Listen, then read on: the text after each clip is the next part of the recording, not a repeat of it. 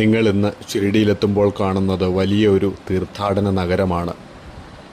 പക്ഷേ ഒരു നിമിഷം ചിന്തിച്ചു നോക്കൂ, ഇന്നത്തെ ഈ മഹത്തായ ഷിരിഡി ബാബയുടെ കാലത്ത് എങ്ങനെയായിരുന്നു? വലിയ കെട്ടിടങ്ങളോ വലിയ റോഡുകളോ ആയിരക്കണക്കിന് ഭക്തരോ ഒന്നുമുണ്ടായിരുന്നില്ല. ഒരു ചെറിയ ഗ്രാമം, ഒരു പഴയ പള്ളി, ഒരു വേപ്പുമരം, ഒരു ചെറിയ ചാവടി എന്ന് അറിയപ്പെടുന്ന കെട്ടിടം, ഒരു പൂന്തോട്ടം. ആ ചെറിയ ഗ്രാമത്തിലൂടെയാണ് ലോകത്തെ അനുഗ്രഹിച്ച ശ്രീ സായിബാബ നടന്നത്. ഇന്ന് നമുക്ക് ആ പഴയ ഷിരിഡിയിലേക്കൊന്ന് പോകാം. സായിബാബ വന്ന സ്ഥലങ്ങളിൽ നിന്ന് അദ്ദേഹം അവസാനമായി വിശ്രമിച്ച സ്ഥലത്തേക്ക്. അവിടെയുള്ള ഓരോ സ്ഥലത്തിനും പറയാനുള്ളത് ഒരു കഥയാണ്. ഖണ്ഡോബ ക്ഷേത്രം. നമ്മുടെ യാത്ര ആരംഭിക്കേണ്ടത് ഖണ്ഡോബ ക്ഷേത്രത്തിൽ നിന്നാണ്. സായിബാബയുടെ ഷിരിഡി ജീവിതവുമായി ബന്ധപ്പെട്ട ഏറ്റവും പ്രധാനപ്പെട്ട സ്ഥലങ്ങളിലൊന്നാണിത്. ഒരു ദിവസം ഒരു വിവാഹ സംഘത്തോടൊപ്പം ഒരു യുവ ഫക്കീർ ഷിരിഡിയിലെത്തി. വിവാഹ സംഘം ഖണ്ഡോബ ക്ഷേത്രത്തിന് സമീപമെത്തിയപ്പോൾ ആ യുവ ഫക്കീർ കാളവണ്ടിയിൽ നിന്നിറങ്ങി. അവിടെ ക്ഷേത്രത്തിലെ പൂജാരിയായിരുന്ന മഹൽസാപതി അദ്ദേഹത്തെ കണ്ടു. അദ്ദേഹത്തിൻ്റെ വായിൽ നിന്ന് സ്വാഭാവികമായി വന്ന വാക്കുകൾ യാ സായി അഥവാ വരൂ സായി. അങ്ങനെ ആ യുവ ഫക്കീർ പിന്നീട് ലോകം മുഴുവൻ അറിയുന്ന പേരായി മാറി, സായിബാബ. അതുകൊണ്ട് തന്നെ ഖണ്ഡോബ ക്ഷേത്രം സായിബാബയുടെ ഷിരിഡി ജീവിതത്തിൻ്റെ ഒരു പ്രധാന തുടക്കമായി കണക്കാക്കപ്പെടുന്നു. ഖണ്ഡോബ ക്ഷേത്രത്തിൽ നിന്ന് നമുക്ക് പോകേണ്ടത് ഗുരുസ്ഥാനിലേക്കാണ്. ഇന്ന് ഇവിടെ കാണുന്ന പരിശുദ്ധമായ വേപ്പുമരം സായിബാബയുടെ ആദ്യകാല ജീവിതവുമായി വളരെ അടുത്ത ബന്ധമുള്ളതാണ്. സായിബാബ യുവാവായിരുന്ന കാലത്ത് ഈ വേപ്പുമരത്തിൻ്റെ ചുവട്ടിൽ ധ്യാനിച്ചിരുന്നതായി ചരിത്രം പറയുന്നു. അന്നത്തെ ഷിരിഡി വളരെ ചെറിയ ഒരു ഗ്രാമമായിരുന്നു. ആരും അധികം അറിയാത്ത ഒരു യുവ ഫക്കീർ. പക്ഷേ അദ്ദേഹത്തിൻ്റെ മുഖത്തെ ശാന്തതയും ആത്മീയതയും ഗ്രാമവാസികളുടെ ശ്രദ്ധ ആകർഷിച്ചു. ഈ സ്ഥലത്തെയാണ് പിന്നീട് ഗുരുസ്ഥാൻ എന്ന് വിളിച്ചത്, അതായത് ഗുരുവിൻ്റെ സ്ഥലം. ഈ വേപ്പുമരത്തിന് താഴെ സായിബാബയുടെ ഗുരുവിൻ്റെ സാന്നിധ്യമുണ്ടായിരുന്നുവെന്ന വിശ്വാസവും ഭക്തർക്കിടയിൽ നിലനിൽക്കുന്നു. ഇന്നിവിടെ കാണുന്ന പാതകങ്ങളും ഈ സ്ഥലത്തിൻ്റെ ആത്മീയ പ്രാധാന്യം നമ്മെ ഓർമ്മിപ്പിക്കുന്നു. ഇനി നമുക്കെത്തേണ്ടത് ദ്വാരകാമായി. സായിബാബയുടെ ഷിരിഡിയിലെ ജീവിതത്തെക്കുറിച്ച് പറയുമ്പോൾ ദ്വാരകാമായിയെ ഒഴിവാക്കാൻ കഴിയില്ല. ഇന്ന് നാം കാണുന്ന ദ്വാരകാമായി അന്നത്തെ രൂപത്തിലായിരുന്നില്ല. അതൊരു പഴയതും തകർന്നതുമായ ചെറിയ പള്ളിയായിരുന്നു. പക്ഷേ സായിബാബ അവിടെ താമസിക്കാൻ തുടങ്ങിയതോടെ ആ സ്ഥലം ലോകമെമ്പാടുമുള്ള ഭക്തരുടെ ആത്മീയ കേന്ദ്രമായി മാറി. അവിടെ തന്നെയാണ് സായിബാബ ഭക്തരുമായി സംസാരിച്ചത്. അവിടെ തന്നെയാണ് അദ്ദേഹം ഉപദേശങ്ങൾ നൽകിയത്. അവിടെ തന്നെയാണ് ധുനി കത്തിച്ചത്. അതിൽ നിന്നുള്ള ഉതി അദ്ദേഹം ഭക്തർക്ക് നൽകി. ധനികനെന്നോ ദരിദ്രനെന്നോ ഹിന്ദുവെന്നോ മുസ്ലിമെന്നോ വ്യത്യാസമില്ലാതെ എല്ലാവരെയും അദ്ദേഹം സ്നേഹിച്ചു, സ്വീകരിച്ചു. ദ്വാരകാമയിയുടെ ഏറ്റവും വലിയ സന്ദേശം ഇതായിരുന്നു, സബ്കാ മാലിക് ഏക്. എല്ലാവരുടെയും ദൈവം ഒന്നാണ്. ഒരു ചെറിയ പഴയ പള്ളി, പക്ഷേ അതിനുള്ളിൽ നിന്ന് പുറപ്പെട്ട സന്ദേശം ലോകം മുഴുവൻ എത്തി. ചാവടി, സായിബാബയുടെ പ്രശസ്തമായ യാത്ര. ദ്വാരകാമയിൽ നിന്ന് അധികം ദൂരെയല്ല ചാവടി. സായിബാബയുടെ ജീവിതത്തിലെ വളരെ പ്രധാനപ്പെട്ട മറ്റൊരു സ്ഥലമാണിത്.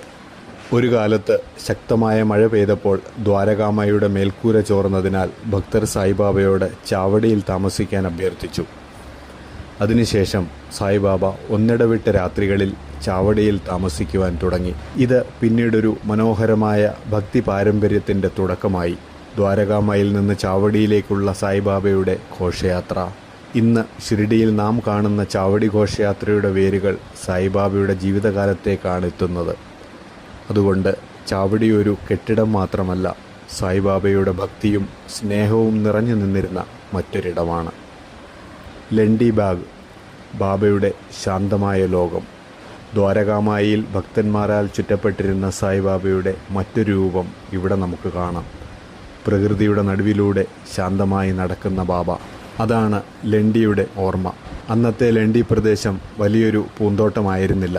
പക്ഷേ സായിബാബ അതിനെ പരിപാലിക്കുകയും ചെടികൾക്ക് വെള്ളം നൽകുകയും ചെയ്തു. ബാബ ദിവസവും ഇവിടെ എത്താറുണ്ടായിരുന്നു. ലണ്ടിയിലെ ഏറ്റവും പ്രശസ്തമായ ആത്മീയ സ്മാരകങ്ങളിലൊന്നാണ് നന്ദാദീപം. സായിബാബ തെളിയിച്ച ഈ ദീപം ഇന്നും ഭക്തർക്ക് വലിയ വിശ്വാസത്തിൻ്റെ പ്രതീകമാണ്. അതിനാൽ ലണ്ടി ബാഗ് നമ്മോട് പറയുന്നത് ഒരു വലിയ കാര്യമാണ്. ആത്മീയത എന്നത് പ്രാർത്ഥനയിൽ മാത്രമല്ല, പ്രകൃതിയോടും ജീവജാലങ്ങളോടുമുള്ള സ്നേഹത്തിലും അതുണ്ട്. ബൂട്ടിവാഡ പിന്നീട് സമാധി മന്ദിരമായി മാറിയ സ്ഥലം.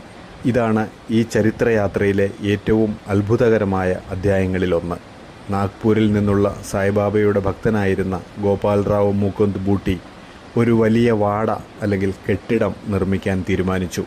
അവിടെ മുരളീധരൻ്റെ ക്ഷേത്രം നിർമ്മിക്കണമെന്നായിരുന്നു അദ്ദേഹത്തിൻ്റെ ആഗ്രഹം. വാഡയുടെ നിർമ്മാണം പുരോഗമിച്ചു.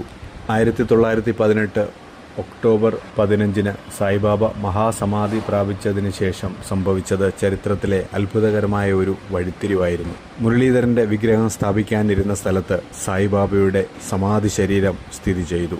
അങ്ങനെ മുരളീധരൻ്റെ ക്ഷേത്രത്തിനായി നിർമ്മിച്ച ബൂട്ടിവാഡ പിന്നീട് ലോകപ്രശസ്തമായ ബാബ സമാധി മന്ദിരായി മാറി. ഇന്ന് കോടിക്കണക്കിന് ഭക്തർ ദർശനത്തിനെത്തുന്ന സ്ഥലമാണിത്. സാഠേവാഡ. പഴയ ഷിർഡിയെക്കുറിച്ച് പറയുമ്പോൾ സാഠേവാഡിയും ഓർക്കണം. 1908 റാവു ബഹദൂർ സാഠെ ഈ വാഡ നിർമ്മിച്ചതായി ചരിത്രരേഖകളിൽ കാണാം. ഗുരുസ്ഥാന് സമീപമുള്ള പ്രദേശവുമായി ഇതിന് ബന്ധമുണ്ടായിരുന്നു. ഗുരുസ്ഥാനിന് സമീപം നിർമ്മാണ പ്രവർത്തനങ്ങൾ നടക്കുന്നതിനിടെ മണ്ണിനടിയിൽ ചില പഴയ ഇഷ്ടികകളും ഒരു ഗുഹയെപ്പോലെ തോന്നുന്ന ഭാഗവും കണ്ടതായി സായിബാബയുടെ ജീവിതവുമായി ബന്ധപ്പെട്ട രേഖകളിൽ പറയുന്നുണ്ട്. അത് പരിശോധിക്കാൻ ശ്രമിച്ചപ്പോൾ ബാബയെ അത് അവിടെ തന്നെ വിടാൻ നിർദ്ദേശിച്ചതായാണ് ചരിത്രം. ഇന്ന് പഴയ സാഠേവാഡ അതേ രൂപത്തിലില്ലെങ്കിലും പഴയ ഷിർഡിയുടെ ചരിത്രത്തിൽ അതിനുമൊരു സ്ഥാനമുണ്ട്. ദീക്ഷിത് വാഡ. ഭക്തർ താമസിച്ചിരുന്ന സ്ഥലം. സായിബാബയുടെ പ്രമുഖ ഭക്തനായ കാക്കാ സാഹിബ് ദീക്ഷിതുമായി ബന്ധപ്പെട്ട സ്ഥലമാണിത്. ദൂരങ്ങളിൽ നിന്ന് സായിബാബയെ കാണാൻ ഷിർഡിയിലെത്തിയിരുന്ന ഭക്തർക്ക് താമസിക്കാനുള്ള പ്രധാന സ്ഥലങ്ങളിലൊന്നായി ഇത് മാറി. സായിബാബയുടെ കാലത്ത് ഷിർഡി ക്രമേണ ഒരു ചെറിയ ഗ്രാമത്തിൽ നിന്ന് ഒരു ആത്മീയ കേന്ദ്രമായി മാറുകയായിരുന്നു. പ്രശസ്തമായ ശ്രീ സായി സച്ചരിതത്തിൻ്റെ രചയിതാവായ ഹേമത് പാന്തും ഷിർഡിയിലെത്തുമ്പോൾ ഇവിടെ താമസിച്ചിരുന്നതായി ചരിത്രരേഖകളിൽ കാണാം. അതിനാൽ ദീക്ഷിത് വാഡ ഒരു താമസ സ്ഥലം മാത്രമല്ല, സായിബാബയുടെ ഭക്തരുടെ ആത്മീയ സംഗമ സ്ഥലവുമായിരുന്നു. മാരുതി ക്ഷേത്രം. പഴയ ഷിർഡിയുടെ മറ്റൊരു സാക്ഷി. ദ്വാരകാമായിക്കും ചാവടിക്കുമിടയിലുള്ള ഈ പ്രദേശം പഴയ ഷിർഡിയുടെ പ്രധാന ഭാഗമായിരുന്നു. സായിബാബയുടെ ആദ്യകാല ജീവിതവുമായി ബന്ധപ്പെട്ട് ചില സംഭവങ്ങൾക്കും ഈ പ്രദേശത്തിന് ബന്ധമുണ്ട്. പ്രത്യേകിച്ച് ദേവിദാസ് എന്ന സന്യാസിയുമായി ബന്ധപ്പെട്ട സംഭവങ്ങൾ സായിബാബയുടെ ജീവിതചരിത്രത്തിൽ കാണാം. അതുകൊണ്ട് മാരുതി ക്ഷേത്രവും സായിബാബയുടെ ജീവിതകാലത്തെ ഷിർഡിയുടെ ആത്മീയ അന്തരീക്ഷത്തെ മനസ്സിലാക്കാൻ സഹായിക്കുന്ന ഒരു പ്രധാന സ്ഥലമാണ്. ഇന്ന് നാം ഷിർഡിയിലെത്തുമ്പോൾ വലിയ കെട്ടിടങ്ങൾ കാണാം, വലിയ റോഡുകൾ കാണാം, ലക്ഷക്കണക്കിന് ഭക്തരെ കാണാം. പക്ഷേ സായിബാബയുടെ കാലത്തെ ഷിർഡി അതിൽ നിന്ന് വളരെ വ്യത്യസ്തമായിരുന്നു. അതുകൊണ്ട് അടുത്ത തവണ നിങ്ങൾ ഷിർഡിയിലെത്തുമ്പോൾ വെറും ഒരു തീർത്ഥാടകനായി ഈ സ്ഥലങ്ങളിലൂടെ കടന്നു പോകരുത്. ഒരു നിമിഷം കണ്ണുകളടച്ച് ചിന്തിച്ചു നോക്കുക.